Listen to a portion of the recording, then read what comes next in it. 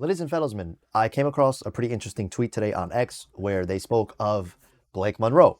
And if you guys have not seen NXT, she is most likely going to be heading into a program with the returning Jada Parker, which is pretty great, to be honest.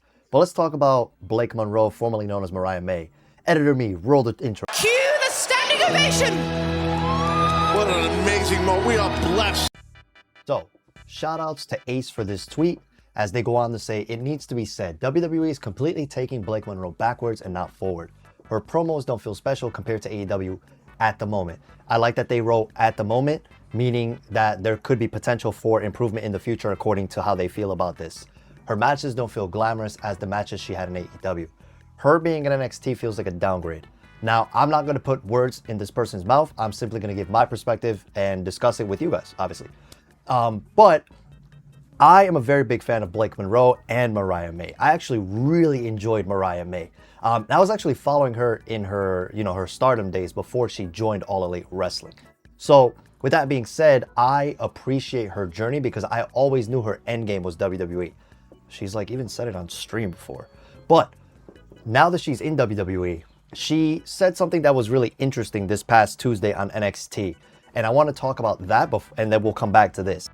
How'd that get in there? So she basically said this. When you're as talented as I am, people don't always know what to do with you.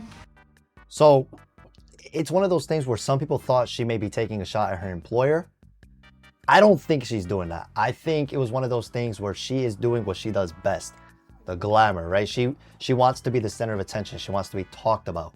The only reason why I showed that clip is because it may have been taken out of context a little bit.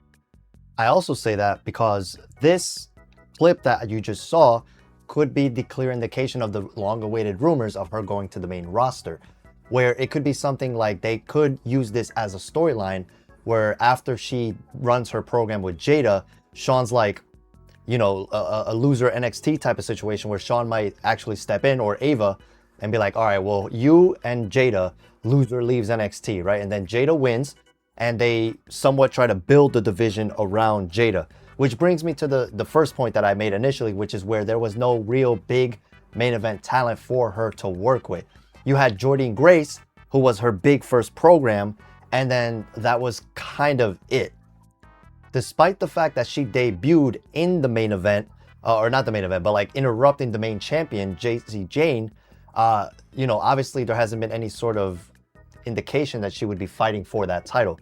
They instead had her go after the NXT North American Championship with that program between her, Zarya, and Sol Ruca, which brings me to my next point. The matches that she had, or I guess the first point, where the person said that they feel like the matches aren't as glamorous, I would highly disagree. The matches she had with Jordynne Grace were pretty freaking insane. Literally hits one of these bad boys on the chair outside in her first month in the company, which is pretty crazy.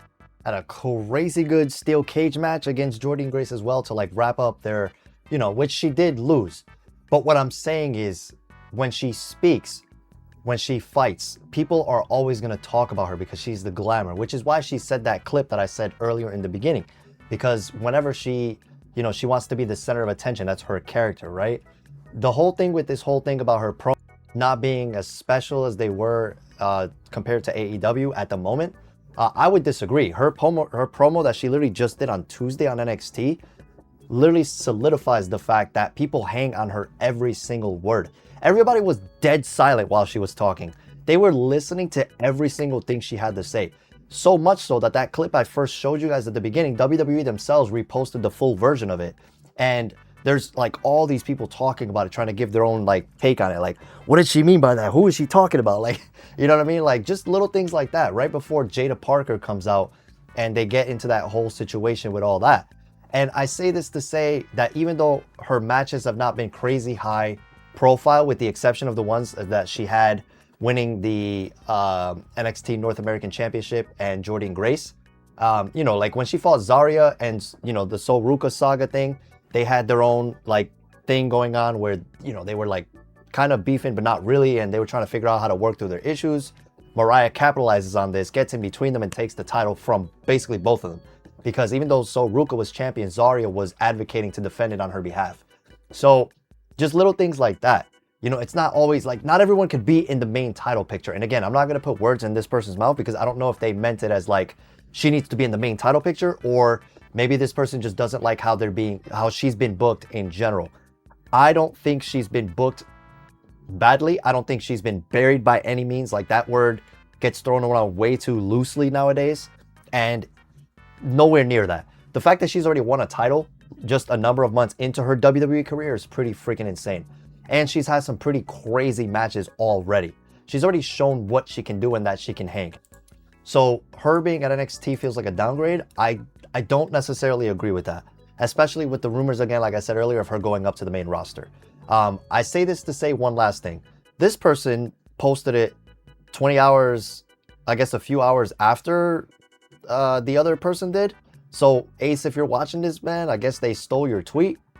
And then someone commented that they saw this same exact thing on Facebook. So it looks like someone's stealing from, but regardless, whoever said it first, you know, I think this was a great discussion to be had.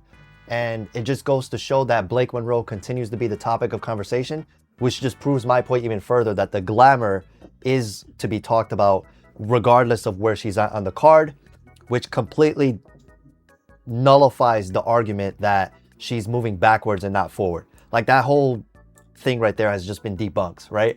With everything I literally just explained to you guys. Not only with the match quality, the promo quality, and I'll do you one better because I don't think I talked about this, but this right here. When she literally interviewed herself, good God. Like, do you know how much of a beast you have to be able to do something like this? And again, she's very young in her career. Like, in my opinion, I call this version of of Blake Mariah May, even though WWE calls it the woman from hell. I say this is the glamour, and then her dressed in black is apropos because it's her darker half, right? And I loved this segment right here. This is the segment for me that solidified her on WWE television, because up until this point, there wasn't anything that she, how do I explain it? Like, her promo work has always been great. Like the stuff she did with Jordynne Grace in the salon, you know, her being in the bathtub and stuff like that, which was more lenient to her glamour character, which was perfect. And I hope they continue to do that on the main roster. But this right here solidified that she can tap into that next gear, that more violent, more physical gear, when this Mariah started speaking, yeah? And I'm going to call that version Mariah and the other version Blake, just so you guys follow me here. Because they call her the woman from hell, but like, I don't know if I'm allowed to continue to say that on YouTube. But with that being said, right? If you guys listen to how this was all went down, it was 3 minutes of just pure cinema. Like, Mariah is telling her, look, you're the glamour, and I know you don't want to get your hands dirty, so I'll do it. When we're in the ring fighting to defend our title, I'll take care of it. Because remember, if you want to keep the title, we have to get our hands dirty. And to which Blake reluctantly agrees with her other half and says, okay, we'll do that. So anyways, guys, that's all I have for you today. I want to thank you so much for watching. Drop a like, comment, subscribe if you haven't already. Check out all the social medias down below. Deuces, oozes. Oh, and comment if you agree or not. And if you disagree, comment that too, because I love different viewpoints. Peace.